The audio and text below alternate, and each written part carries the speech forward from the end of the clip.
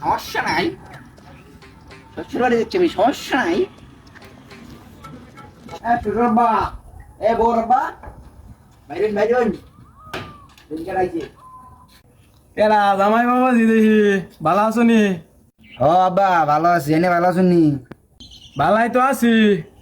তো তোমার তো হারি গেলকে এই দিনে দুপুর আরে হারি গেল আনছি, সমস্যা মনে করলাম যে সন্ধ্যা হয়ে যাবো, তো আইনের যে আবার নিমু মানে কোন জায়গা কি হয়ে যা আবার বিপদে রাস্তা, এদিকে হারি গেলা লই আইছিল ওই গইরিয়া।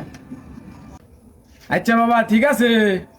এই ডিজিটাল যুগে তুমি হারি গেল লিয়ে ঘুরো, মানছে তো লাইট লিয়ে ঘুরে, এটা কারণ নাকি বাবা? আরে শ্বশুর আব্বা আইনে যে কি কই, এটা হলো আমার বংশের হারি গেল, বুঝছেন? যেন দরি অনুকায় প্রদীপ আলো তুল্লা দা। আচ্ছা বাবাজি, তাহলে এটা আইলো কিভাবে?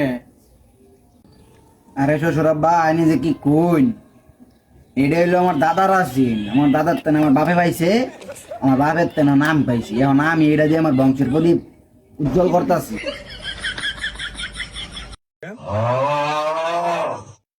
আচ্ছা বাবা, তোমার যে শার্ট আর প্যান্ট যে দিছিলাম, তুমি তো উড়ি পিনতেছ, তোমার তো হইরির মতো দেয়া যাইতেছে। তোমার বাইকে জামা কাপড় নাই। আমার যখন মনে হইতেছে যে আমার বাইকে যাবেন আজকে ভিক্ষা করবার লেগে আইছে।